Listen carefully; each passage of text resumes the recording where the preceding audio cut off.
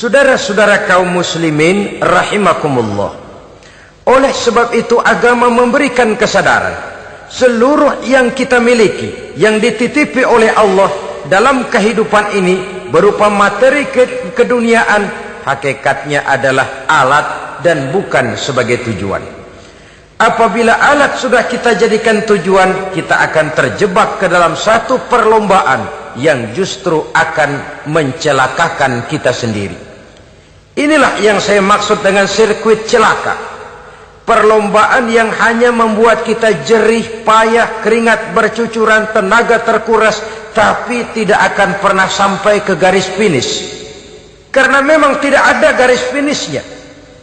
Betapapun jauhnya satu perlombaan, dia mesti punya garis finish. Tapi kalau sudah at-takatsur, berlomba bermegah-megah diri, maka barangkali tidak akan pernah ada garis finishnya. Kita akan terseret dalam lingkaran setan, berputar di seputar itu tanpa tahu kapan berhenti dan di mana titiknya. Agamalah yang memberikan kesadaran. Alhaakumut takatsur. Bermegah-megahan telah membuat kamu lalai daripada taat kepada Allah Tuhanmu. Semua sadar bahwa kita diciptakan tidak lain adalah untuk mengabdi kepada Allah. Nilai pengabdian ini sering lentur, nilai pengabdian ini sering luntur, manakala kita sudah berlomba-lomba, bermegah-megah dengan materi kehidupan dunia. Islam jelas tidak menganjurkan penganutnya jadi orang miskin. Bahkan Imam Ali karramallahu wajhah pernah mengatakan, kemiskinan bisa menyebabkan kekufuran. Ayat yang pertama turun juga kita tahu, Iqra, baca olehmu. Kan seolah-olah Quran cuma tidak langsung saja bilang, hai orang Islam, kamu jangan jadi bodoh. Kebodohan menimbulkan kemiskinan, kemiskinan mendekatkan kita kepada kekufuran. Jadi miskin sama kufur tetangga. Artinya dalam kondisi miskin, kemudi hati itu mudah terombang-ambing.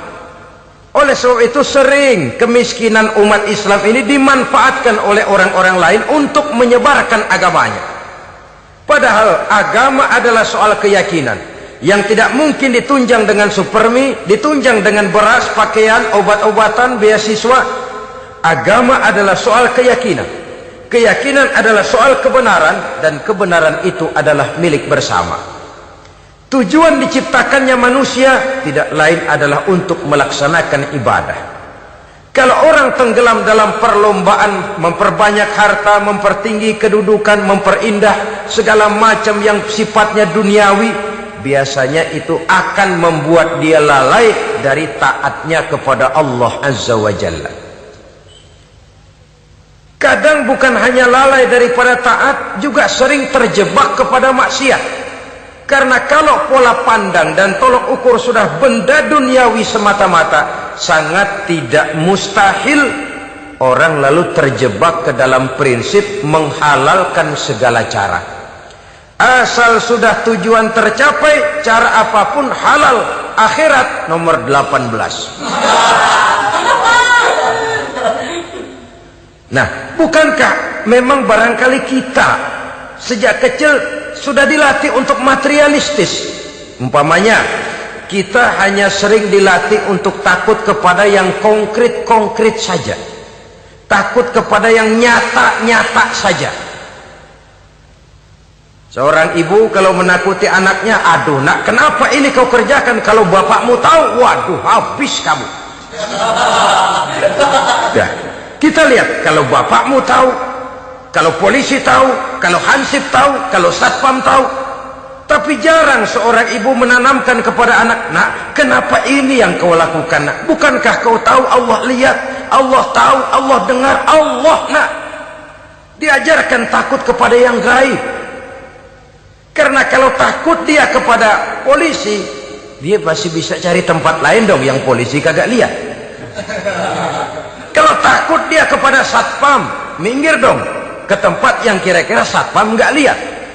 Tapi kalau sudah takut itu terpulang kepada Allah, kepada yang gaib, tidak sejengkal tanah pun yang terhalang dari pengetahuan Allah. Tapi itulah salahnya kita. Sejak kecil anak-anak sudah kita latih untuk takut hanya kepada yang konkret-konkret saja. Akibatnya sampai dia besar melembaga dalam kehidupannya. Dia nyolong, kata temannya, kamu nyolong ya? Iya. Kok nyolong sih? Emang? Kenapa nyolong? Biarin.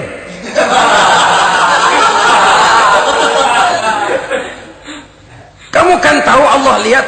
Tahu. Kenapa nyolong juga? Biarin. Asal orang jangan lihat. Kalau Allah mah lihat, dia kagak ribut.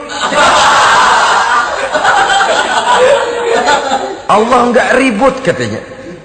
Nah, ini kan satu refleksi yang timbul daripada kenyataan. Jikalau orang hanya dijejali rasa takut kepada yang konkret-konkret saja, kepada yang zahir-zahir saja, yang akan tumbuh lalu mental kucing. Sopan, tenang, kalem, ayem, nggelenggem. Kalau ada orang, sedikit orang meleng, kucing kelihatan watak aslinya. Saudara-saudara kaum muslimin rahimakumullah. Oleh sebab itulah maka agama lewat surah yang kita bicarakan pada pertemuan ini memberikan peringatan. Kala, jangan begitu dong. Kamu boleh mencari dunia, silahkan cari harta yang banyak, cari pangkat yang tinggi, tapi jangan itu membuat kamu lalai daripada taat terhadap Allah Subhanahu wa ta'ala.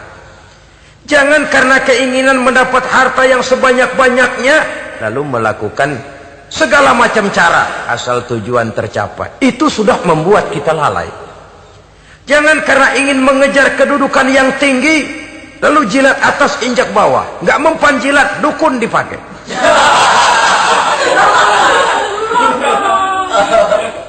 Itu kan sudah membuat kita lalai. Nanti kalau berhasil, wah dukun kita paten. Tapi kalau gagal, dukun sialan, kagak mampu. Hilanglah Allah dalam kehidupan kita. Makin materialis, dan perlombaan ini membawa kita kepada kecelakaan. Kala, sekali-kali jangan begitu. Berlomba boleh, cari uang yang banyak, tapi setelah uang didapatkan, jadikan dia sebagai alat, jangan dijadikan sebagai tujuan. Saudara, bekerjalah yang giat, carilah uang, tapi setelah dapat ajak ngomong tuh duit. Bagaimana ajak ngomongnya? Gini, duit, setengah mati gue nyari lo duit lo. Sore, pagi, siang, malam, peras keringat, banting tulang kaki jadi kepala, kepala jadi kaki, nyariin lo duit. Sekarang kamu sudah saya dapatkan, kamu milik saya duit. Karena kamu milik saya, jadilah kamu budak saya. Jangan saya yang jadi budak kamu. Ini idealnya. Kamu harus jadi budak saya, jangan saya yang jadi budak kamu. Nyatanya kan ada orang nyari duit, setelah duitnya banyak dibudakin oleh duit. Dia sendiri tidak bisa merasakan kesenangan daripada duitnya, konon lagi orang lain. Mau ke pasar ngitung 16 kali. Naik bajai 1000. 1000 itu kalau ratusan semua 1000 lembar. Hitung-hitung, mendingan jalan kaki. Jalan kaki, tengah hari bolong, panas, kan dibudakkan oleh uang. Cari karier, kejar pangkat, kejar kedudukan. Setelah ditemukan itu, jadikan dia sebagai alat, jangan dijadikan tujuan. Pangkat kau milikku, karena kau milikku kau harus jadi budakku, jangan aku yang jadi budak kau pangkat. Suatu saat dia harus lepas dari kita, jiwa ini lapang. Kenapa? Dahulu pun ketika lahir ke dunia tidak ada pangkat yang kita sandang. Dahulu pun ketika lahir ke dunia tidak ada harta yang kita bawa. Jadi harta itu, pangkat itu, kedudukan itu ada dalam hati, tapi tidak berurat dan berakar. Kalau dia berurat dan berakar dalam hati, berat misah sama harta itu. Berat.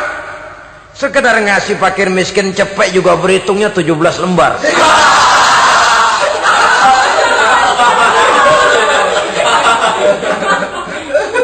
Dengar di kantornya mau ada mutasi, pindah dia dari tempat basah ke tempat kering, baru berita burung udah meriang duluan.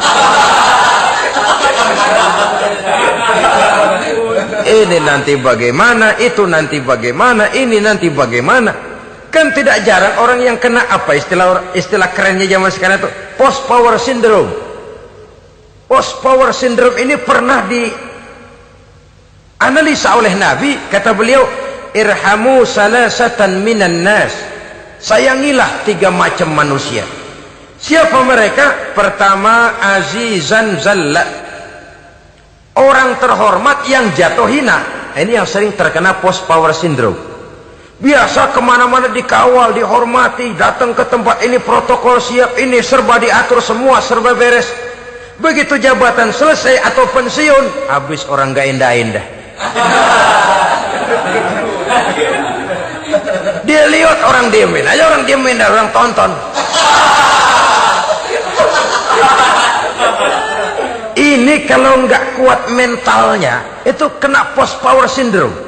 Akibatnya ya bisa jantungan, bisa leper, bisa darah tinggi. Ya penyakit-penyakit yang zaman dulu kita nggak kenal. Ini kan makin banyak dokter, makin maju ilmu kedokteran, makin aneh penyakit. Saudara hadirin yang saya hormati, post power syndrome kena apa yang dinamakan frozen emotional attitude. Tidak kuat menghadapi kenyataan. Azizan zalla, orang terhormat yang jatuh hina, itu sangat perlu dikasihani. Yang kedua, ghaniyan qad iftaqara, orang kaya jatuh miskin. Ini juga sama. Biasa hidup apa ada, serba ada, lalu harus hidup apa adanya. Ini kalau kurang-kurang kuat benar-benar membleh.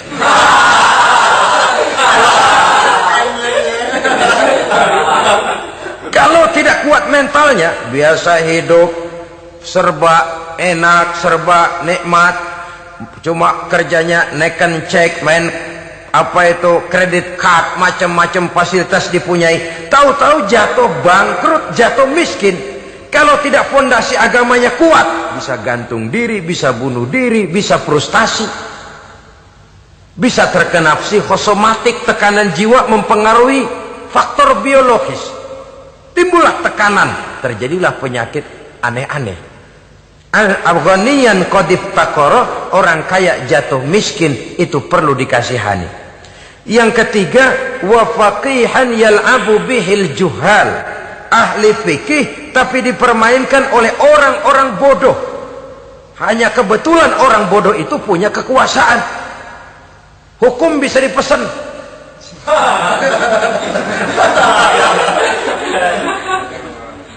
Aturannya haram, Ustaz, ada haram dikit aja dah.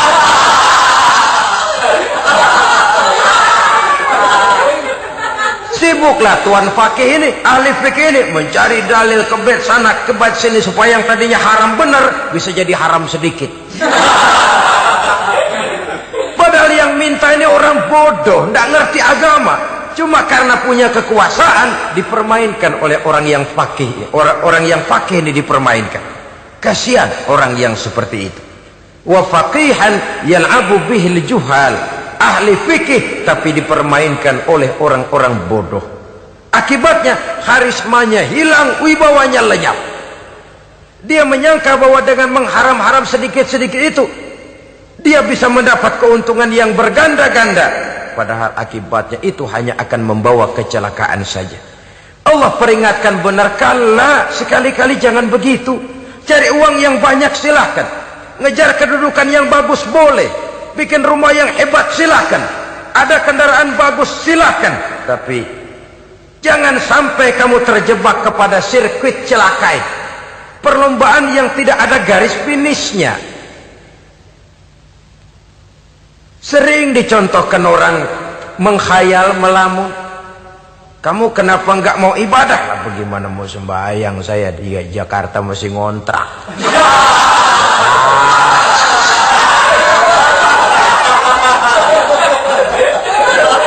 Bingung tiap akhir tahun kontrakan habis. Kalau punya rumah sendiri walaupun kecil-kecilan, tenanglah saya ibadah. Baiklah, oleh Allah diberikan rezeki bisa bikin rumah walaupun kecil-kecilan.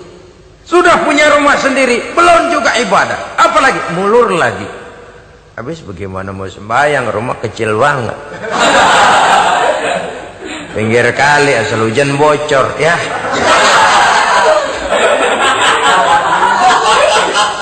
Kalau bisa punya rumah permanen, rajin dah ibadah dah. Iyalah, diberikan rezeki bisa bikin rumah besar, kamarnya banyak, halamannya luas, kendaraan belum ada, perabotan belum lengkap. Sudah ada kendaraan, belum kayak orang-orang. Sudah kayak orang-orang, masih sama dong, kudu di atas. Kapanlah selesainya? Kala, sekali-kali jangan begitu. Jangan kamu mengumpulkan harta bermegah-megah membuat kamu lalai dari taat kepada Tuhanmu. Engkau tinggalkan rukuk dan sujud, engkau jauh dari masjid, engkau kering dari kehidupan beragama. Sebab itulah maka pembangunan fisik material tidak bisa dipisahkan dengan pembangunan mental spiritual.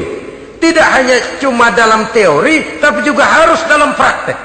Selalu pembangunan yang hanya mengarah kepada fisik material, jauh dan kering dari agama, hanya akan melahirkan manusia-manusia materialistis yang terjebak di dalam sirkuit celaka perlombaan yang tidak pernah mengenal garis finish.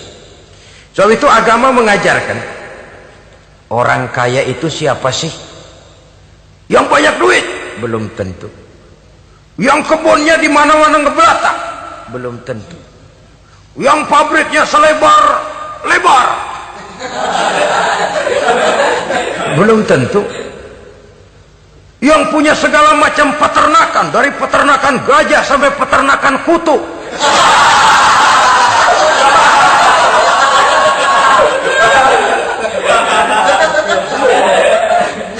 Belum tentu. Agama memberikan tuntunan yang sangat luhur. Orang kaya itu adalah orang yang hidupnya cukup. Orang miskin itu orang yang selalu merasa kurang.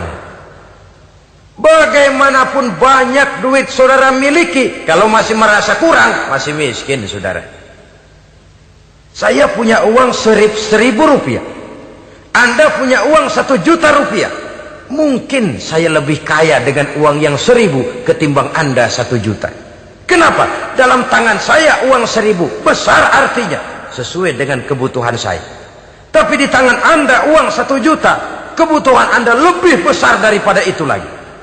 Maka agama mengajarkan sifat qanaah, merasa cukup, dan itulah sumber kekayaan yang hakiki. Orang kaya adalah orang yang hidupnya cukup. Kalla saufa ta'lamun, jangan begitu, nanti kamu akan tahu. Summa kalla saufa ta'lamun, jangan sekali-kali begitu, satu saat kamu pasti akan tahu. Kalla law ta'lamuna ilmal yaqin thumma latarawunnaha 'ainal yaqin thumma latus'alunna yawma idzin 'anin na'im. Nah, kapan perlombaan ini akan menyadarkan orang biasanya? Hatta zurtumul maqabir, sampai kamu dekat ke liang kubur. Itu biasanya kalau istilah orang sekarang baru ngeh. Asal sudah napas sampai tenggorokan disambung dengan selang, sudah Senin Kemis dibantu dengan alat picu jantung, gerak gerak gerak gerak, sudah kayak orang mau gergaji kayu. Dikala itu barulah sadar orang biasanya. Dan kesadaran semacam itu, kesadaran yang terlambat, kesadaran ala Fir'aun. Fir'aun selagi hidup diajak beriman dan nehi aja.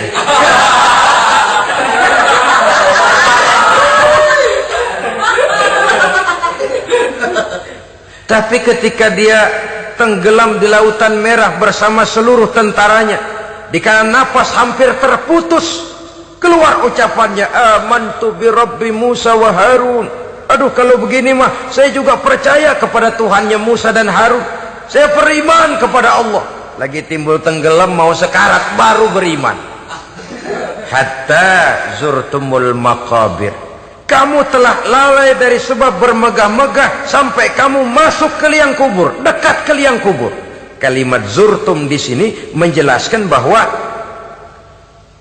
kubur itu tidak selamanya. Zurtum itu dari kalimat zaro ya zuru, berziarah. Orang berziarah kan sebentar. Ke kubur itu sama dengan berziarah kita di situ. Sebentar, tidak akan selamanya, tidak akan kekal dalam kubur. Bahwa kubur itu cuma satu halte dari sekian halte yang harus kita jalani. Hatta zurtumul maqabir ay mutum wa dufintum fil kubur. Sampai kamu mati, dikubumikan dalam kubur, barulah kamu sadar bahwa perlombaan itu hanya sia-sia. Bahwa perlombaan itu tidak akan pernah mengenal garis finish. Bahwa perlombaan itu akan membuat kamu celaka.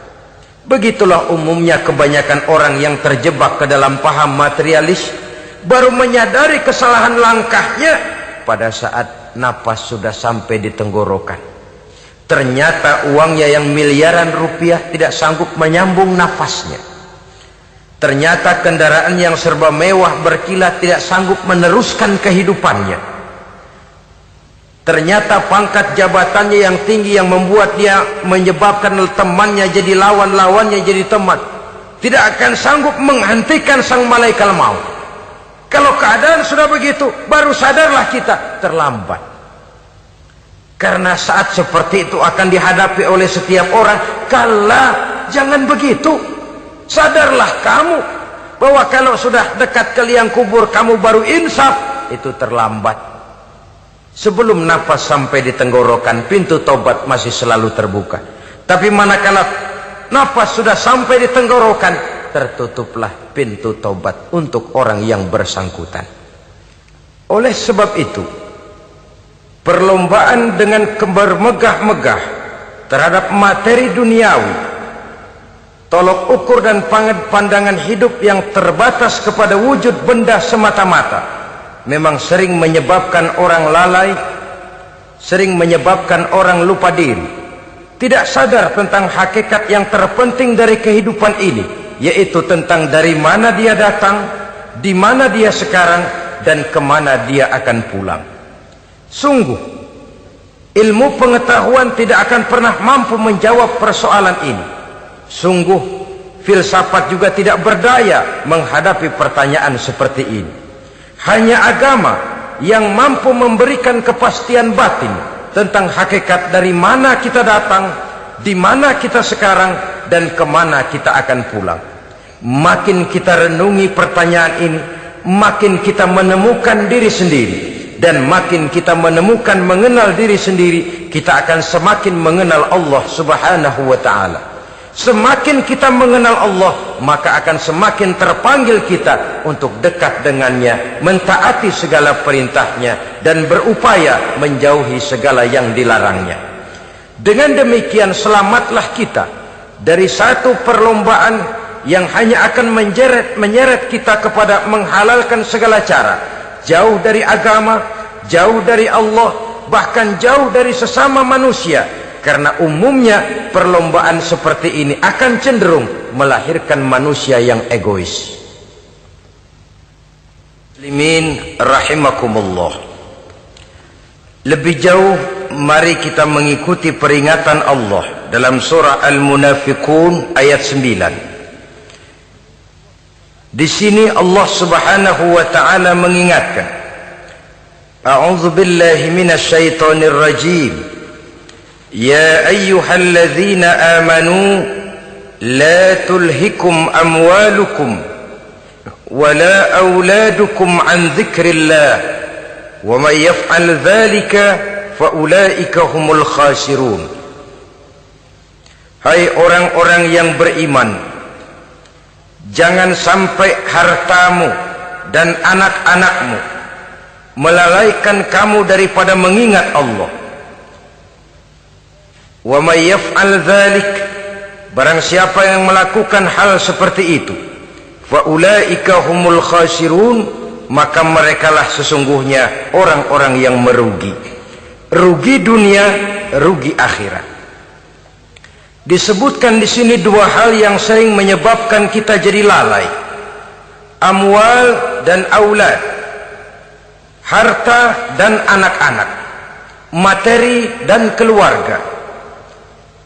Perlombaan di dalam mengumpulkan materi sering menyebabkan kita menjadi lalai. Begitu juga amanah berupa anak ini sering kita lalaikan atau sering membuat juga kita menjadi lalai. Kita lalaikan dalam arti bahwa keduanya, baik harta baik anak, merupakan amanah dari Allah. Setiap orang tua akan dimintakan pertanggungan jawab. Apabila kita lalaikan amanah ini, maka resikonya akan kembali juga kepada kita. Tapi satu hal yang jelas dalam ayat 9 surah Al-Munafikun ini, bahwa perlombaan memperbanyak harta dan anak-anak yang masuk dalam kelompok at-takatsur itu tadi akan menyebabkan orang khasiru, termasuk ke dalam kelompok orang-orang yang rugi.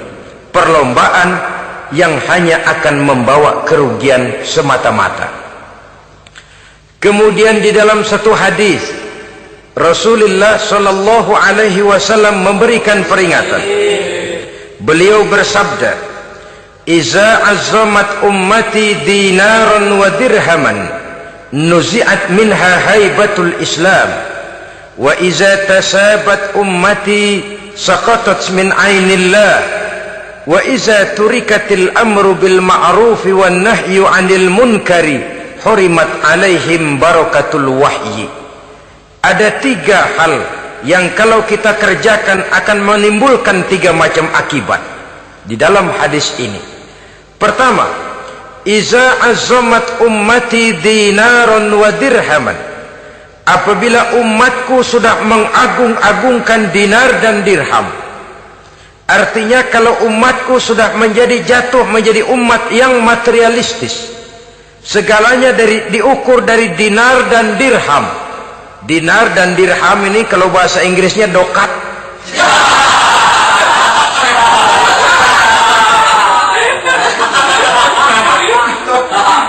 Segalanya diukur dari segi dinar dan dirham saja. Nuzi'at minha haibatul Islam, akan dicabutlah kehebatan Islam dari mereka. Memang ada kalanya kita berkata bahwa tanpa uang kita tidak bisa berbuat apa-apa.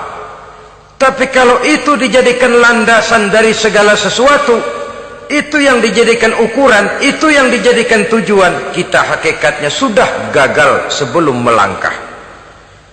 Apapun saja profesi kita, apabila sudah menjadi pendewa dinar dan dirham, akan hilanglah kehebatan Islam, akan dicabut kehebatan Islam itu.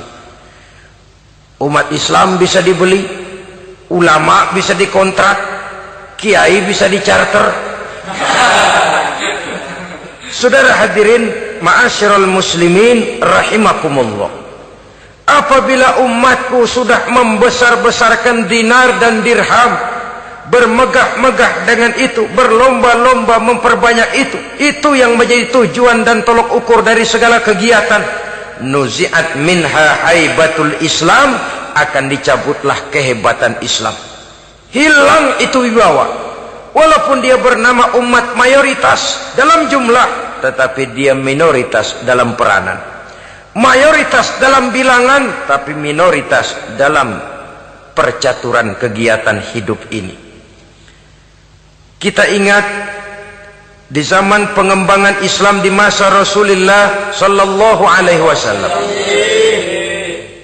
mereka berlomba-lomba mengorbankan dinar dan dirhamnya untuk kepentingan agama. Bukan mengorbankan kepentingan agama untuk mencari dinar dan dirham. Kita di zaman sekarang sering terjadi penjungkiran nilai, terbalik yang kita amalkan. Nabi Ibrahim mengorbankan putranya Ismail untuk kepentingan agama. Kita sering sekarang ini mengorbankan kepentingan agama untuk anak-anak kita. Dulu anaknya yang dikorbankan buat agama. sekarang agamanya dikorbankan buat anak. Dulu dinar dan dirham dibelanjakan untuk menopang agama, sekarang agama dijadikan alat untuk mencari dinar dan dirham. Saudara-saudara kaum muslimin rahimakumullah, memang apabila dinar dan dirham digunakan untuk penyangga perjuangan, itulah idealnya. Saya katakan tadi, dinar, dirham, uang, dunia cuma sekedar alat, bukan sekedar tujuan. Kita memerlukan alat ini. Membangun pesantren tidak cukup dengan semangat. Membangun rumah sakit Islam tidak cukup dengan pidato. Membangun masjid tidak cukup dengan semangat menggebu-gebu. Kita perlu semen, kita perlu pasir, kita perlu batu kali, kita perlu besi, dan itu semua beli. Tidak turun dari langit seperti turunnya embun di waktu pagi. Tidak mungkin rumah sakit Islam muncul ke permukaan hanya dengan simsalabim abracadabra.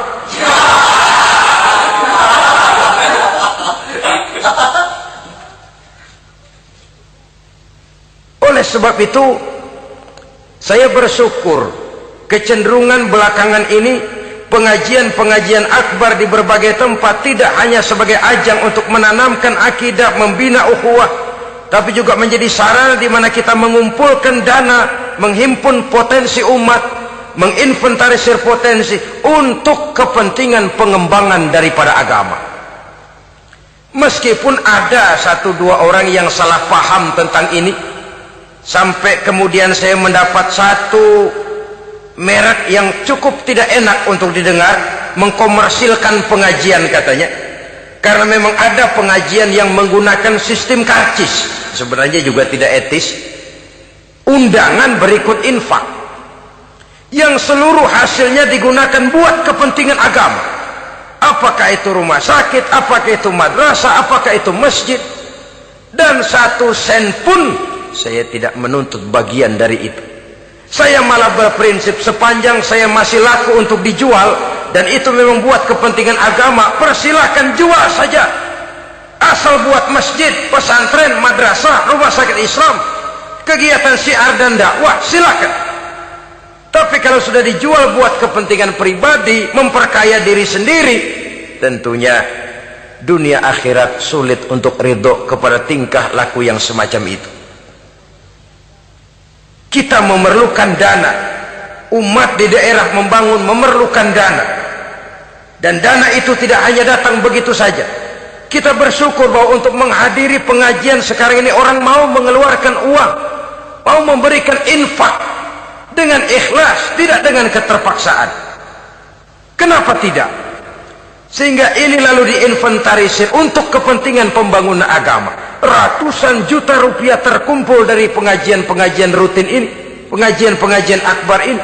Puluhan masjid terbantu, rumah sakit Islam terbantu, musola selesai. Ya walaupun tidak lalu semuanya beres, tapi gemaknya itu sudah cukup menyentuh untuk menyadarkan orang bahwa harta baru kekal kalau dia sudah dibelanjakan di jalan Allah. Nah, yang celaka kalau dinar dan dirham itu yang dijadikan tujuan. Mengadakan pengajian semata-mata untuk cari uang, uangnya buat kantongnya dewe. Itu yang membuat dicabutnya kehebatan Islam itu. Segalanya diukur dari sudut itu. Sehingga ketika seseorang datang bertanya tentang hal-hal yang berkaitan dengan ini, maka hal semacam ini sesungguhnya satu nikmat yang perlu kita syukuri sepanjang menginventarisir potensi umat benar-benar digunakan buat kepentingan daripada agama kita. Jadi peringatan tegas dari Nabi ini, iza azzamat ummati dinaron wa dirhaman nuzi'at minha haibatul Islam. Apabila umatku sudah mengagung-agungkan dinar dan dirham, maka akan dicabutlah kehebatan Islam dari tengah-tengah mereka. Remeh saja orang memandang kita, enteng saja orang memandang kita. Satu. Yang kedua, patuhlah mereka dalam pandangan Allah.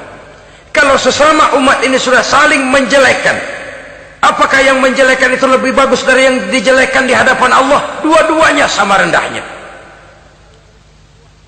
Pribadi saya mungkin puas kalau saya bisa menghantam saudara di depan umum, menjelek-jelekkan nama saudara. Tapi lebih baikkah saya dalam pandangan Allah? Sama rendahnya dengan orang yang saya jelekkan. Itu pun kalau yang dijelekkan benar-benar jelek. Kalau cuma sekedar fitnah, wah, lebih celaka lagi nasib si orang itu tadi.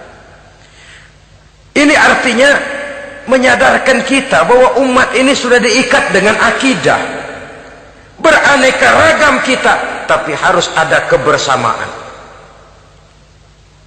Berbeda kita, tapi harus satu. Sebagai satu ummatan wahidah, satu umat yang satu. Oleh sebab itu, persamaannya lah yang harus kita angkat ke permukaan, bukan perbedaannya yang kita perbesar. Sudah datang waktunya umat Islam bangun dari tidurnya, jangan lagi dibuai oleh irama mayoritas. Sudah lewat masanya kita bertengkar karena persoalan-persoalan kecil yang tidak prinsip.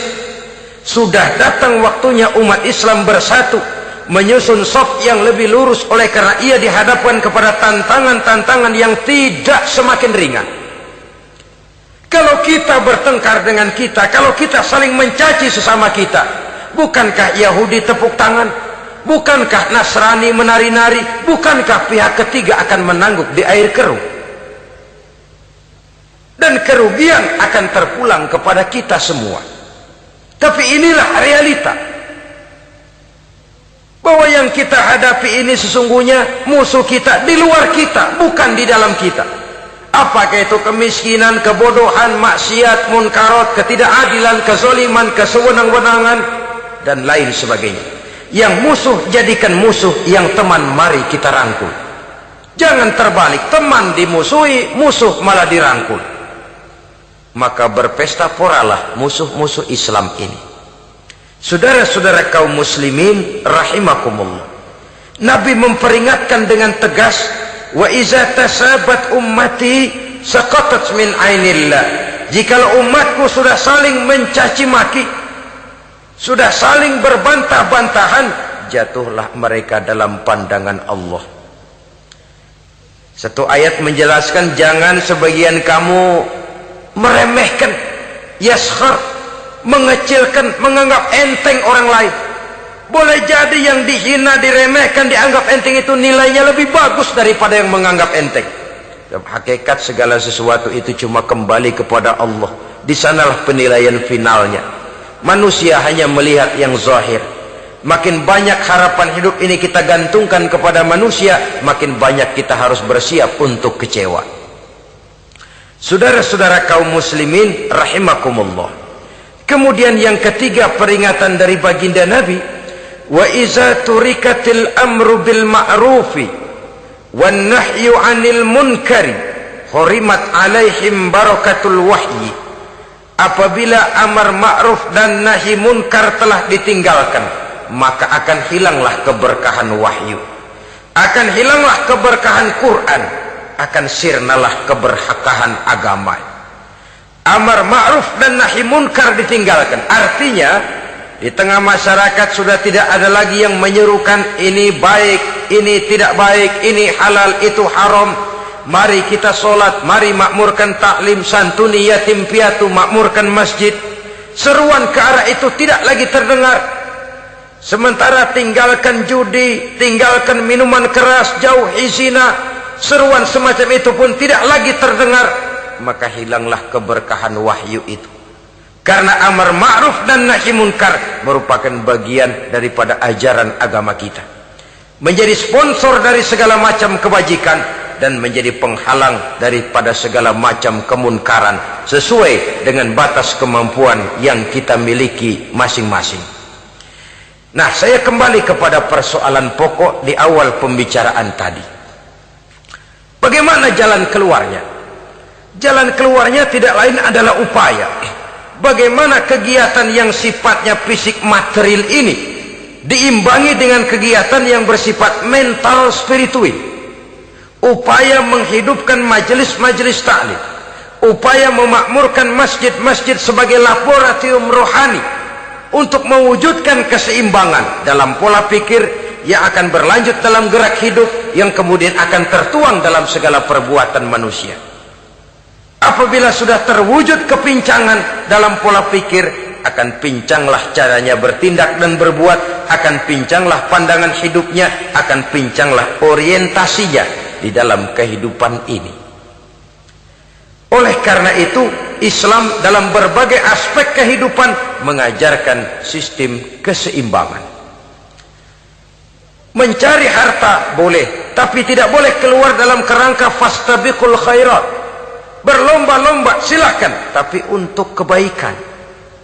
Bukan untuk bermegah-megah, bukan untuk menumbuhkan gengsi, bukan untuk meninggikan prestise dan harga diri, tapi fastabiqul khairat, berlomba-lomba di dalam mengejar kebajikan, di dalam menyebarkan kebaikan.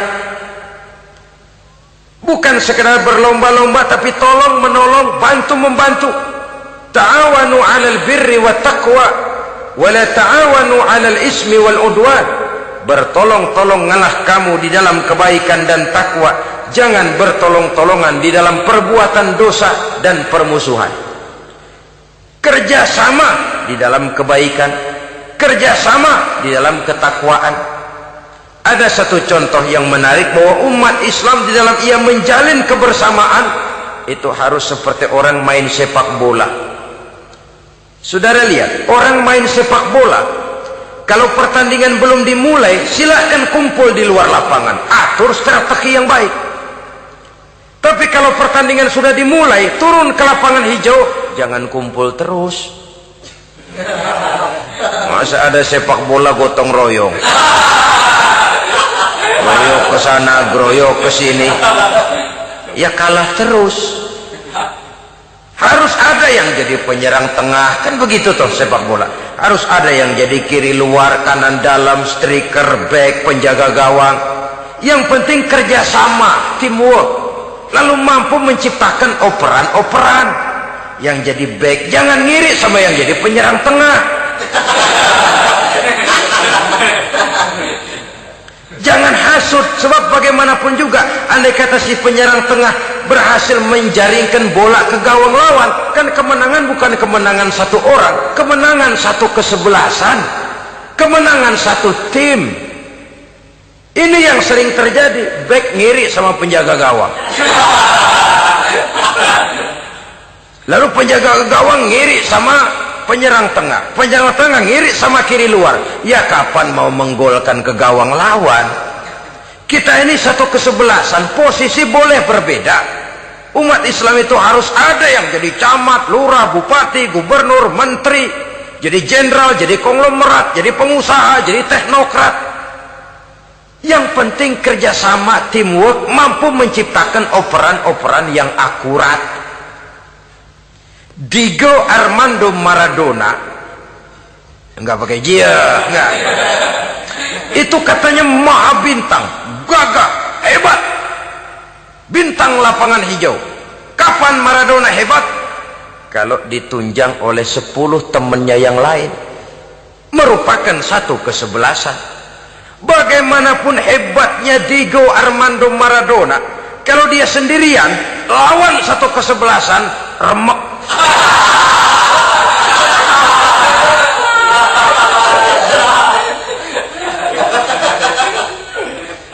Dia hebat, dia jenius, dia maha bintang karena dapat operan dari teman-temannya. Bukan jegalan, operan. Jadi oleh sebab itu bagaimana kita menciptakan operan-operan akurat yang akan melahirkan kebersamaan di tengah-tengah umat. Artinya satu contoh saja, misalnya seorang pengusaha besar, oleh karena kesibukannya di dunia bisnis, tidak perlu jadi ketua pembangunan musola, tapi kalau ada musola belum selesai, operan. Operannya itu yang penting. Apa yang dioper itu, semen, apa batu kali, apa besi, yang penting operan. Operannya akurat.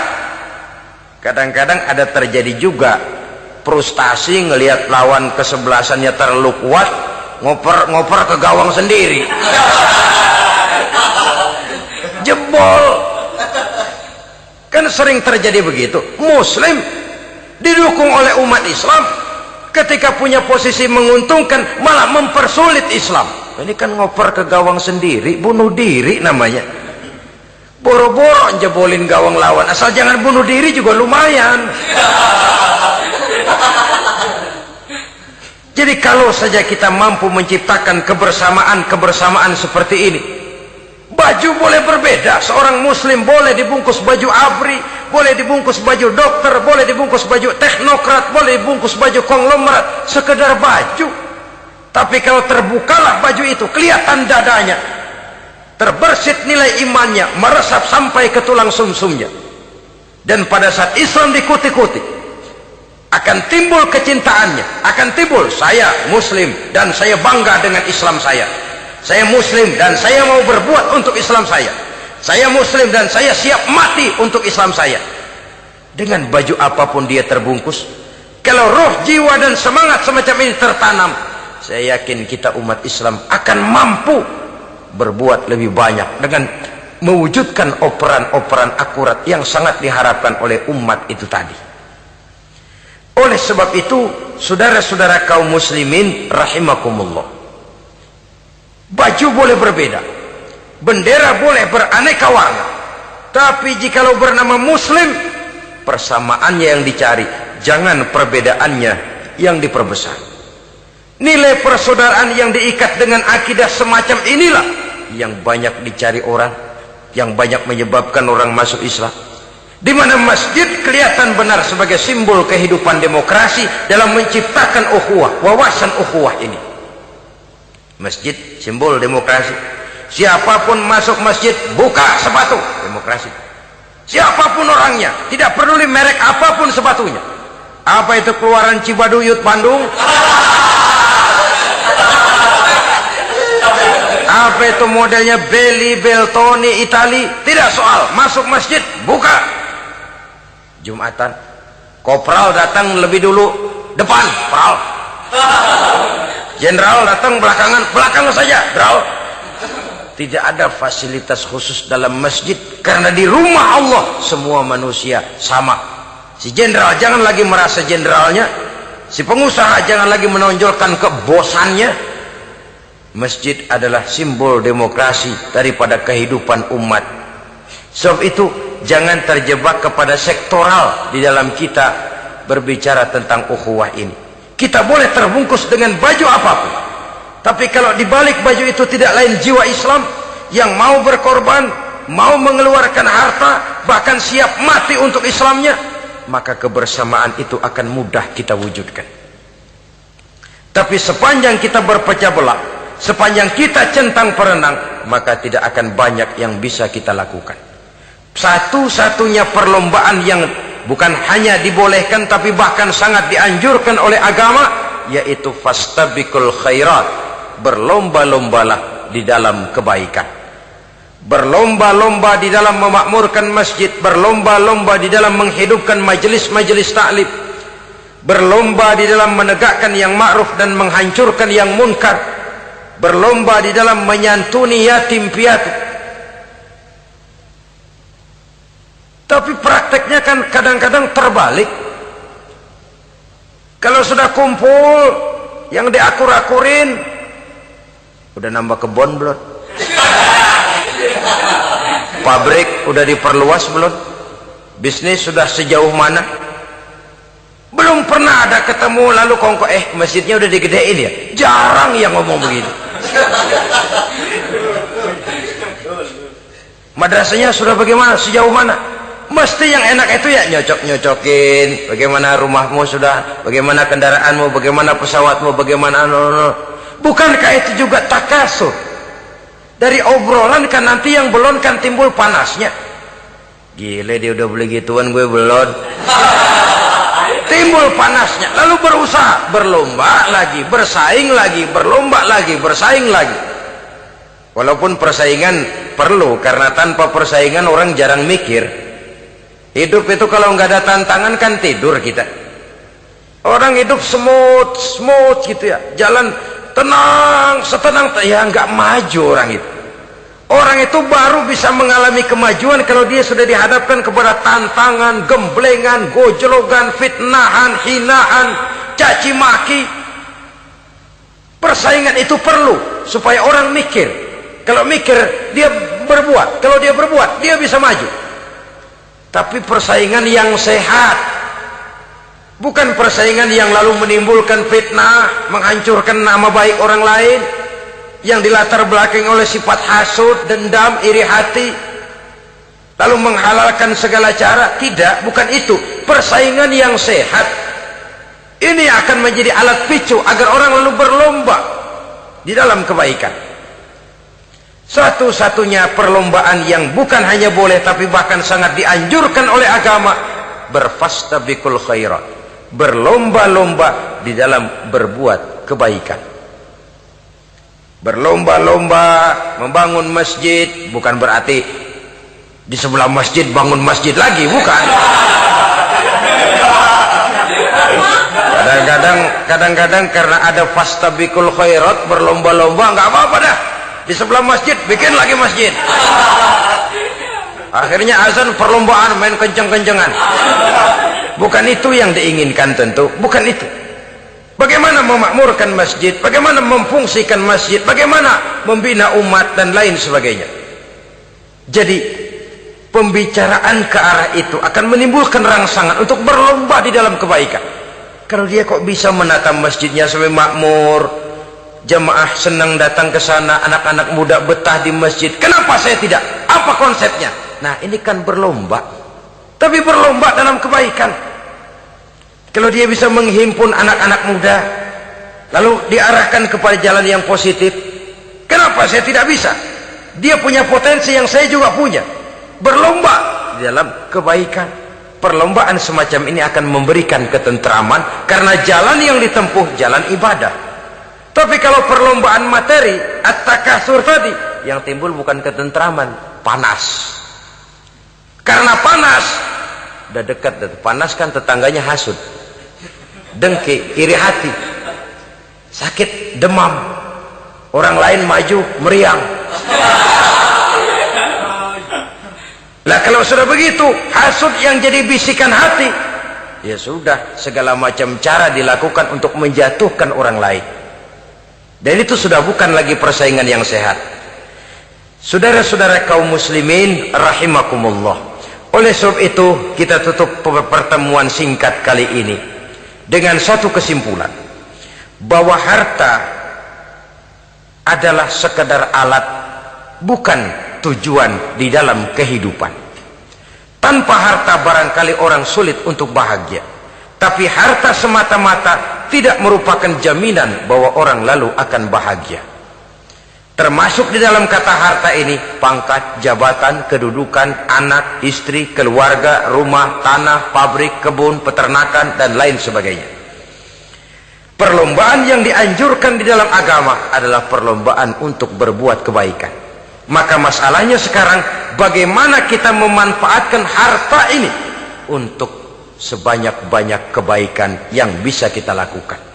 Semoga kita mampu melakukannya dan kita tidak termasuk dalam orang-orang yang celaka yang lantaran bermegah-megah dengan kesenangan dunia saja. Terima kasih atas segala perhatian, mohon maaf atas segala kekurangan.